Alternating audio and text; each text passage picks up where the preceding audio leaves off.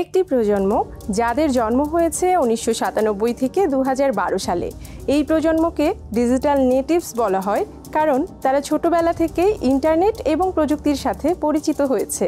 তারা বিশ্বের প্রথম প্রজন্ম যারা সম্পূর্ণরূপে ডিজিটাল প্ল্যাটফর্মে বড় হয়েছে।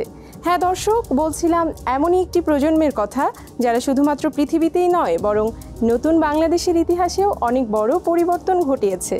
এই প্রজন্মকে বলা হয় জেনজি বা জেনারেশন জেড। জেনজি বৈচিত্র্যকে প্রাধান্য দেয় এবং নতুনকে স্বাগত জানায়। তাদের এই বৈচিত্র্যময় নতুন চিন্তাভাবনাকে আপনাদের সামনে তুলে ধরতেই আমাদের আজকের আয়োজন the voice of Gen Z powered by foodie.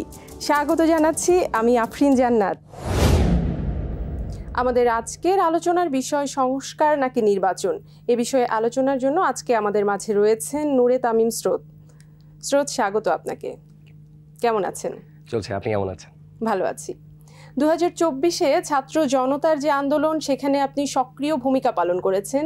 অন্তর্বর্তী সরকারের প্রধান উপদেষ্টা ডক্টর মোহাম্মদ ইউনূস ঢাকায় জাতিসংঘ মহাসচিব অ্যান্তোনিও গুতেরেসের সঙ্গে বৈঠক করেছেন কিছুদিন আগে এবং সেই বৈঠকে নির্বাচনী বিভিন্ন ধরনের প্যাকেজ নিয়ে আলোচনা হয়েছে। নির্বাচন প্রসঙ্গও এসেছে সেখানে দুটি প্যাকেজের কথা উল্লেখ করা হয়েছে। একটি হচ্ছে সংক্ষিপ্ত সংস্কার প্যাকেজ এবং আরেকটি হচ্ছে বৃহৎ সংস্কার প্যাকেজ। এবং এ বিষয়ে অন্তর্বর্তী সরকার বলেছেন রাজনৈতিক দলগুলো যদি সংক্ষিপ্ত সংস্কার প্যাকেজ গ্রহণ করতে চায় তাহলে নির্বাচন হবে আগামী ডিসেম্বরে, এবং যদি তারা বৃহৎ পরিসরে সংস্কার প্যাকেজটি গ্রহণ করে তাহলে নির্বাচন হবে আগামী বছর জুনে।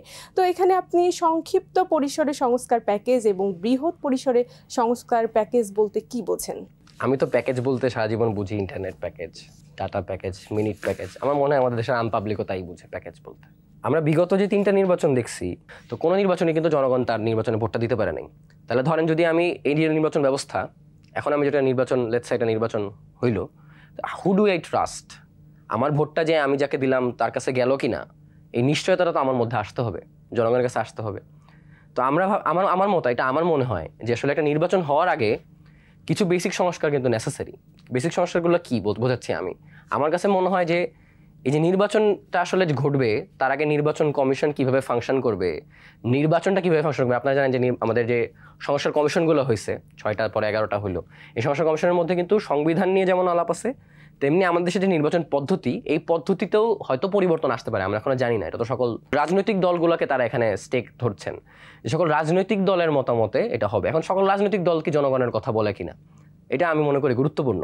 আজকে আমার 2 ক্যাবিনেট বিশিষ্ট সংসদ ব্যবস্থা হবে, আমার নাকি হলো প্রাদেশিক ব্যবস্থা হবে, নাকি স্টেট হবে, নাকি যেমন ছিল সেমন নির্বাচনী ব্যবস্থাই হবে, এটা তারা বলছে যে বিভিন্ন পার্টিগুলো যদি একমত হয় তাহলে সেই ব্যবস্থায় তারা নির্বাচনটা করবে।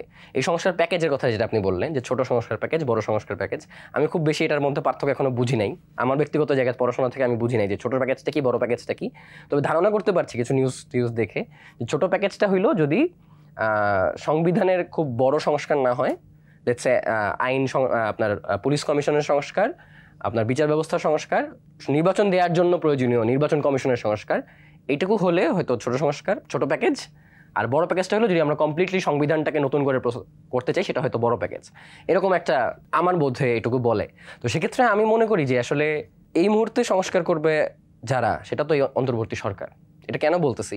কারণ আমরা যারা এই অভ্যুত্থানে অংশগ্রহণ করেছি, আমরা যারা রাস্তায় নামছি, যারা গুলি খাইছি, যারা খাই নাই, তাদের আকাঙ্ক্ষাটা তারা কার মাধ্যমে পৌঁছেছে জনগণের কাছে? এই লিডারদের মাধ্যমে, সমন্বয়কদের মাধ্যমে। সমন্বয়করা এই গভর্নমেন্টকে লেজিটিমেসি দিছে। এই সমন্বয়করা তাদের যে লিয়াজু কমিটি, নাগরিক কমিটি যাই বলেন, তারা তো এই ইন্টারিমকে লেজিটিমেসি দিচ্ছে। তারা আবার এটা বললে মন খারাপ করে যে আপনারা একই দল, এটা বললে মন খারাপ করে, তাই বলছি না। তো হলো লেটস সে তারা তাদেরকে বসাইছে। তো বসাইছে কেন?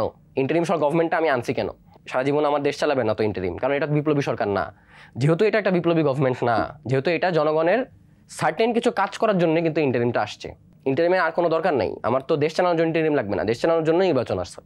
ইন্টারিম কিছু নির্দিষ্ট কাজ করার জন্য আসছে, সেই কাজগুলো ইন্টারিম করতেছে না। আমি মনে করি তারা যথাযথভাবে করতে পারতেছে না।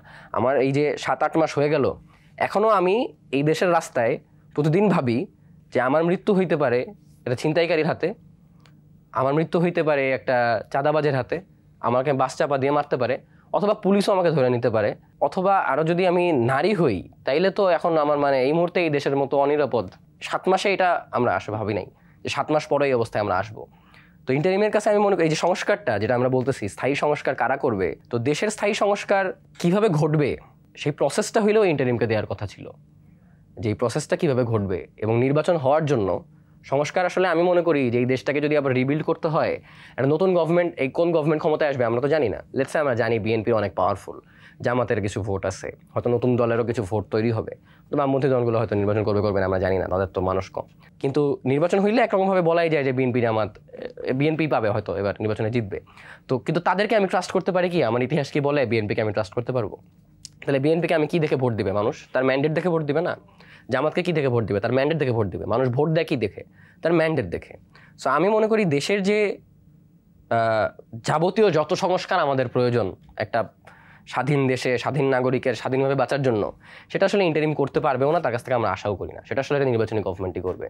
কিন্তু নির্বাচনকে আসার জন্য, নির্বাচনটা যে সুষ্ঠু হবে তার জন্য আগে আমার আস্থা আনতে হবে আইন শৃঙ্খলা বাহিনীর উপর, আমার আস্থা আনতে হবে দেশের বিচার ব্যবস্থার উপর। যে একটা নির্বাচনী একটা কেন্দ্রে যদি ছাত্রদল আইসা এখন ভোট মং করতে চায়, তাহলে সে পুলিশ ঠেকাইতে পারবে কি পারবে না? আমি যখন ট্রাস্ট করতে পারবো যে হ্যাঁ পুলিশ পারবে ঠেকাইতে, তখন আমি আসলে বুঝবো যে ঠিক আছে, now we are ready for the election. কারণ এখানেও আমি এত অদ্ভুত, এগুলো এত ইজিলি বলাটা খুব কঠিন হয়ে দাঁড়ায় আমাদের জন্য, যেন আমি এটার মধ্যে আছি। কারণ সেদিন আমার নাহিদের একটা সাক্ষাৎকারে দেখলাম যে তিনি বলছেন যে দেশটা এত অস্থিতিশীল, নির্বাচন এরকমই, আমি কোট করছি না, নির্বাচন দেওয়া কঠিন হতে পারে, দেরি হতে পারে। তাহলে আসলে ওর কামটা কি? এই অন্তর্বর্তী সরকারের কাজটা কি?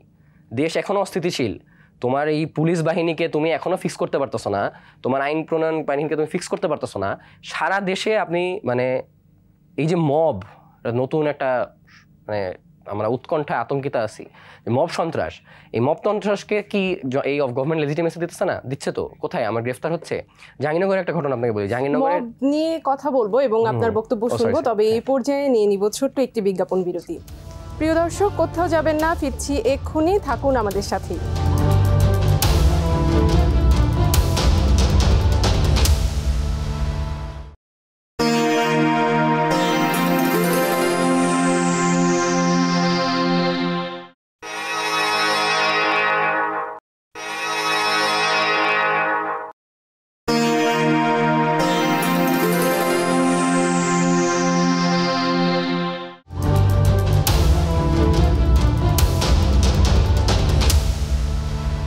প্রিয় দর্শক, বিরতির পর আবারও আমন্ত্রণ জানাচ্ছি the voice of Gen Z powered by Foodie অনুষ্ঠানে।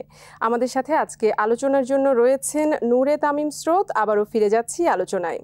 স্রোত, আপনি বলছিলেন মব জাস্টিসের কথা। আচ্ছা, আপনার কি মনে হয় এই মব জাস্টিসের উৎপত্তি হলো কোথা থেকে এবং এটির সাথে কোনো চক্র জড়িত আছে কিনা? যেটা আসলে ফলোভাবে বলছি মব জাস্টিস, আসলে আমরা মব জাস্টিস বলতে চাই না। মব জাস্টিস বলে কিছু নাই, মব জাস্টিস করতে পারে না। জাস্টিস করার জন্য কোনো বিষয় আছে, এটাকে আমরা মব ভায়োলেন্স বলতে পারি, মব লিঞ্চিং বলতে পারি। তো মব জাস্টিস আসলে বলার আমি পক্ষপাতী নই। তো এটা আসলে আমি বলবো যে একভাবে তো বলা যায় না, দুই রকম ঘটনাই ঘটছে। আমরা রিসেন্টলি একটা সংবাদ দেখেছি যে এই কি জানি পেছনে কারা, এই মবের পেছনে কারা, এমন একটা সংবাদ, আমার এখন মনে নেই সাংবাদিক যাকে নিয়েছিলেন। তো ওইখানে আমরা দেখেছি যে কয়েকটা ঘটনায় যে হচ্ছে আপনার প্রথম আলো রেজিস্ট্রারের সামনের ঘটনাটা, তারপরে হচ্ছে আপনার শাহবাগ থানা থেকে ঢাকা বিশ্ববিদ্যালয়ের যে ঘটনাটা, সেখান থেকে একজনকে বের করে নিয়ে আসার ঘটনা, এই ঘটনা এবং আরেকটি ঘটনায় উনি দেখাতে চেয়েছেন বিভিন্ন ওনার ইনভেস্টিগেশনের মাধ্যমে যে কয়েকজন কমন মানুষজন এইসব জায়গায় আছেন। এইটা গেল একটা অ্যাঙ্গেল। আরেকটা অ্যাঙ্গেল আমরা চিন্তা করেন যে এই যে সেদিন আপনি গতকালকেই নাকি পরশুদিন যে একটা ধর্ষণের 5 বছরের একজন শিশুকে ধর্ষণের একটা ঘটনায় 11 বছরের একটা একটা ছেলেকে জনগণ পুলিশের কাছ থেকে ছিনিয়ে নিয়ে যেয়ে পেটালো, এটা একটা ঘটনা। আবার আমরা দেখেছি যে আপনার হলো অভ্যুত্থানের পরপরই রাজশাহীতে একটা ঘটনা ঘটেছিল যে একটা হিন্দু শিক্ষার্থীকে পেটানো হয়েছিল। আবার জাহাঙ্গীরনগর বিশ্ববিদ্যালয়ে একটা ঘটনা ঘটেছিল অভ্যুত্থানের পরে, ছাত্রলীগের একজন ক্যাডারই ছাত্রলীগের, সে ক্যাম্পাসে আসছিল, তারপরে তাকে পেটানো হয়, গুরুতর পেটানো হয় এবং রাতের বেলা সে মারা যায়। তাহলে এরকম, এটা আমি কয়েকটা বলতে পারলাম, এরকম আরও অনেক ঘটনা আছে। তো আসলে এই কোনো নির্দিষ্ট গোষ্ঠী আসলে সকল মব এই ভায়োলেন্সকে উৎপন্ন করছে এটা আমি মনে করি না। কিন্তু এই মবের যে একটা কালচার তৈরি হচ্ছে, একটা সংস্কৃতি তৈরি হচ্ছে, এটাকে আসলে নানা গোষ্ঠী স্পেসটা দিচ্ছে বলে আমি মনে করি। সেটা কিভাবে? যে আমরা কাউকে পাইছি, তাকে এখানেই পিটাই ফেলতে হবে। তো আসলে এটা কেন মানুষ এই যে হুট করে পেটাইতে চায় কেন? মানুষ কেন ভাবতেছে যে ও একটা চুরি করছে, ওকে এখানে পেটাই, ও একটা খুন করছে, ওকে এখানেই পেটাই, ও হ্যারাস করছে, ওকে পেটাই। কালচারটা কোথায় থেকে আসলো বলে আপনি মনে করছেন? হ্যাঁ, আসছি, এটাতেই আসতে যাচ্ছি আমি। তো এই পেটানোর পেছনে আমি মনে করি যে আমাদের দেশের সিংহভাগ মানুষের মনস্তত্ত্বে এটা বসে গেছে যে আমাদের দেশে আসলে বিচার পাওয়া যায় না। মানে একজন যে চুরি করছে, একজন যে ধর্ষণ করছে, একজন যে ক্রিমিনাল, তার যে একটা শাস্তি হবে এটা আসলে আমরা জানি না, আমরা বোধ করি না। যে আপনি একটা চুরি করলেন, আপনাকে পুলিশের রাস্তায় তুলে দিলাম, পুলিশ আপনাকে থানা হাজতবাস করায় আপনাকে রিহ্যাবিলিটেট করে ভালো মানুষের বাইর করবে, এটা আমরা নজির দেখি না। তো আমরা দেখতে পাইছি যে আমাদের একের পর এক দুর্নীতিবাজ, আমাদের নেতারা সব দুর্নীতিবাজ, আমাদের লিডাররা দুর্নীতিবাজ, আমাদের প্রশাসন দুর্নীতিবাজ, আমাদের পুলিশ দুর্নীতিবাজ। তাহলে জনগণকে বিচারটা দিবে কে? যে আমার ভাইকে মারলো, যে আমার বোনকে ধর্ষণ করলো, তার শাস্তিটা আসলে দিতে পারবে কিনা, এই ট্রাস্টটা তো নাই। পুরা বাংলাদেশের সব মানুষ একটা ভয়ঙ্কর ট্রাস্ট ইস্যুতে ভুগতেছে যে তাহলে মানুষ কি করবে যখন মানুষ এই বিচারটা পায় না? মানুষ নিজের হাতে তুলে নেয়। বলো না আইন হাতে তুলে নেবেন না, আইন মানুষ হাতে তুলে নিতে চায় না, মানুষ তুলে নিতে বাধ্য হয়। তো এই যে মবের ঘটনাগুলো, যেটা আমি মনে করি অনেক ক্ষেত্রে এরকমও, যে একটা জায়গায় যে হঠাৎ করে কেউ, ওই যে এরা আপনি দেখবেন যে এরকম ঘটতেছে যে হঠাৎ কেউ একজন চেঁচাই উঠছে যে ইফটিজ করছে, মানুষ ধরে পিটাই দিচ্ছে। কারণ কি? মানুষ এখানে যদি আমি নিজে এই ঘটনার অসংখ্যবার সাক্ষী, আমার বিভিন্ন নারী শিক্ষার্থী, নারী বন্ধুদের সাথে রাস্তায় চলাচল করার সময় যে কেউ টিজ করছে, আশেপাশে কোনো একটা পুলিশ, তাকে আমরা বলছি, সে বলে কি করব ম্যাডাম, কিছু করার নাই, আমরা কেন এখানে কিছু করার থাকে না, আইন নাই, ওনাকে এখন কি কেস করব, কি মামলা করব, কি জিডি করব। তাইলে আমার যেই পুলিশ মামলা নিতে চায় না, জিডি নিতে চায় না, তার কাছে আমি বিচার পাবো না। তো তার মানে বিচারহীনতার সংস্কৃতি, ইয়েস, আমি মনে করি যে এই দেশে যে বিচারহীনতার সংস্কৃতি, এই যে জনগণের মব হয়ে ওঠার পেছনে, এইটা একটা প্যাসিভ কারণ। অ্যাক্টিভ এটা ইমপ্লাই করা না। অ্যাক্টিভ এমপ্লয়ার আর অনেকে আছে। অ্যাক্টিভ এমপ্লয়ার কারা আছে? ধরেন এই মুহূর্তে যদি দেশে অস্থিতিশীল হয়ে থাকে, যদি দেখা যায় দেশের প্রচুর ধরনের গন্ডগোল চলতেছে সর্বত্র, তাহলে ফায়দা কার আমি মনে করি কার ফায়দা? আমি মনে করি এর মধ্যে একটা অন্যতম ফায়দা হলো ভারতের আওয়ামী লীগের একটা ফায়দা আছে, যে সারা দেশে গন্ডগোল চলতেছে। এগুলো তো আমাদের তো একটা বৈশ্বিক রাজনীতির মধ্যে বাস করি, আমরা তো স্বতন্ত্র বাংলাদেশ না, যে বাংলাদেশে যা হচ্ছে বাংলাদেশের বিষয়, এইখানে যা হচ্ছে সেটা এখানকার বিষয়, তা তো না, এরকম তো না। সবকিছুর সাথে কানেক্টেড কনসিকুয়েন্সেস থাকে। যদি আপনি বিদেশি আমেরিকান মিডিয়া যদি দেখাইতে পারে যে বাংলাদেশে টেররিস্ট আপরাইজিং হচ্ছে, তাহলে আমেরিকার জন্য ভালো না? ও তো সারা দেশে ইসলামিক মুসলমানদের বিরুদ্ধে একটা অবস্থান নিতে চায়। গাজাতে যেটা চলতেছে এখন, আমেরিকা সেটা করতেছে না। তাহলে যদি বাংলাদেশ থেকে এরকম একটা বার্তা যায় বিশ্বের কাছে, যেখানে ইসলামিস্ট টেররিস্টের উত্থান ঘটছে, সেটা কিন্তু ঘটছে না। এই যে র্যান্ডম ঘটনাগুলো ঘটে যাচ্ছে, এবং আজকে অন্তর্বর্তী সরকার গঠনের 7 মাস পরে এসেও আপনারা যখন বলছেন যে আইন শৃঙ্খলা পরিস্থিতি ঠিক নেই, তখন সংস্কারকে নিয়ে যখন কথা হচ্ছে, এই সংস্কার কার্যক্রমের মধ্যে আসলে কবে আইন শৃঙ্খলা পরিস্থিতি ঠিক হবে, এবং এই আইন শৃঙ্খলা পরিস্থিতি ঠিক করার জন্য কি কি উদ্যোগ নেওয়া প্রয়োজন বলে আপনি মনে করেন? বাংলাদেশের আইনশৃঙ্খলা বাহিনীর যে অবস্থা আওয়ামী আমলের পরে, এটা অনেক বড় চ্যালেঞ্জ বলে আমি মনে করি, যে কারোর জন্যই, রিগার্ডলেস। আমার অন্তর্বর্তী সরকারের প্রতি তেমন কোনো প্রীতি নাই, কিন্তু তা আমি মনে করি এটা একটা কঠিন চ্যালেঞ্জ, যেখানে আমার দেশের পুরা বাহিনীর মধ্যে এই পরিমাণ আওয়ামীপন্থী মানুষজন এবং তাদেরকে ফিল্টারিং করার উপায় নাই, তাহলে আসলে সেটাকে সে করবে কিভাবে? একটা উপায় হইতে পারে, সেটা হচ্ছে তারা স্ট্রংলি অবস্থান নিতে পারে। স্ট্রংলি অবস্থান মানে কি? ধরেন আপনার এই যে ঘটনা তো রটেই না আমাদের দেশের এই মুহূর্তে, তো আমি মনে করি যে আমাদের আসলে আমরা একভাবে বাক স্বাধীনতা পাইছি, লেটসে মনে করি সংবাদপত্রগুলো স্বাধীন, যদি ধরে নিই আমি, কারণ আমার সরকার তো বলতেছে যে স্বাধীন, আমি ধরে নিলাম স্বাধীন।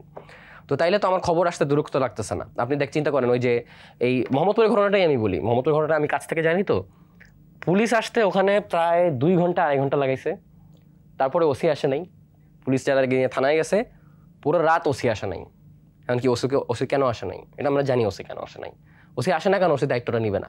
ওসি আসলে ওসিকে স্টেটমেন্টটা দিতে হবে, ওকে ঘটনার মধ্যে জড়াই যেতে হবে। ওইটা জড়াই যেতে চায় না কেন? কারণ ওই যে লোকটা ওখানে অভিযুক্ত, সে ওই এলাকার আবাসিক, প্রভাবশালী সে, এবং সে যুবদল করতো। তার মানে কিছু অভ্যুত্থানের পরে যুবলীগ ছিল, পরে যুবদল হয়েছে। পুলিশ তো অবশ্যই ভয় আছে, পুলিশের মধ্যে ভয়টা দূর করতে হবে, এটা আমি মনে করি। কারণ পুলিশের মধ্যে ধরেন এই নানা ফ্যাকশন থাকে না। আমি বাংলাদেশ পুলিশের সবাইকে দুর্নীতিবাজ আমি মনে করি না, হয়তো 2-3 জন আছে ভালো, কিন্তু পুলিশের প্রতি যে পাবলিক হেট্রেড, জনগণের বন্ধু পুলিশকে কেউ মনে করে না। তার মানে এটা খুবই সিস্টেম্যাটিক, এটা খুবই গোড়ার থেকে ক্লিন করতে হবে। গোড়া থেকে ক্লিন করতে হইলে তাকে আসলে আমার এই অন্তর্বর্তী সরকার আমি মনে করি তারা আসলে এটা স্ট্রংলি ডিলটা তারা করতে আগ্রহী না। আপনার বক্তব্য শুনবো, তবে এই পর্যায়ে নিয়ে নিব ছোট্ট একটি বিজ্ঞাপন বিরতি। প্রিয় দর্শক, কোথাও যাবেন না, ফিরছি এক্ষুনি, থাকুন আমাদের সাথেই।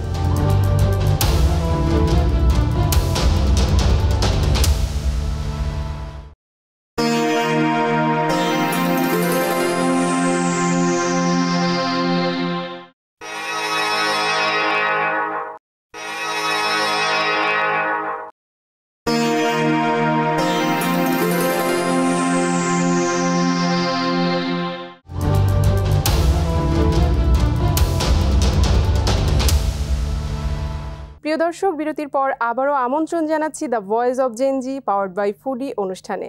আমাদের সাথে আজকে আলোচনার জন্য রয়েছেন নূরে তামিম স্রোত। আবারও ফিরে যাচ্ছি আলোচনায়। আপনারা ভবিষ্যৎ বাংলাদেশকে কি রূপে দেখতে চান? ভবিষ্যৎ বাংলাদেশকে আমি যেভাবে দেখতে চাই সেভাবে দেখতে পাবো কিনা আমি জানি না। সামনের দিনে কি হবে আমি বলতে পারছি না। আমরা এত একটা অনিশ্চয়তার সময় দিয়ে পার করছি এই মুহূর্তটা। কারণ ধরেন আমি বললাম না যে আমি এই অন্তর্বর্তী সরকারের প্রতি আমার কোনো প্রীতি নেই, আমি তাদের নানা বিষয় নিয়ে তাদের উপর বরঞ্চ আমার ক্ষোভই বাড়তেছে।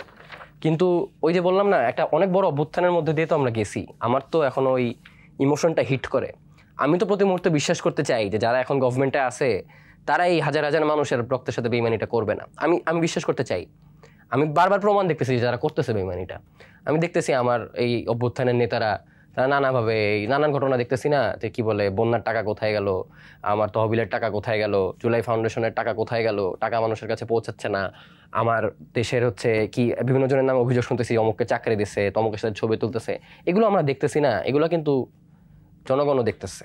তো আমরা যে এই বাংলাদেশের হলে চাই নাই। আমার অভ্যুত্থানের নেতারা এখন তারা এইসব এই আমলাতান্ত্রিক নিজেরা একটা আমলা হয়ে উঠবে। একটা ওই যে খুব হয়েছিল যে আমাদেরকে সার বানানোর একটা চেষ্টা চলতেছে, এরকম একটা বক্তব্য খুবই ফেসবুকে ছড়াইছিল। অভ্যুত্থানের পরপর একজন ছাত্রনেতা বলছিলেন যে আমাদেরকে সার বানাই তুলতে চায়। তো আমার তো মনে হইতেছে ওরা সার হইতেই গেছে। স্যার ওদের বানাচ্ছে না, ওরাই স্যার হয়ে যাচ্ছে নিজে নিজে। কারণ কি, যে ওরা একটা নতুন পার্টি, এই দেশের পপুলিজমের রাজনীতি যারা করবে, এটা আমি চাই না। আসলে এই যে বলি পপুলিস্ট রাজনীতি আমি চাই না। কারণ পপুলিস্ট রাজনীতিতে সবসময় যদি সেটা সিংহভাগ গোষ্ঠীরও উদ্দেশ্য সাধন করে, তাও সেটা শুধুমাত্র সিংহভাগ গোষ্ঠীর উদ্দেশ্য সাধন করে। একটা দেশের যারা অন্যায়ের বিরুদ্ধে কথা বলবে তাদের সবসময় আসলে সংখ্যালঘুর পক্ষে থাকতে হবে।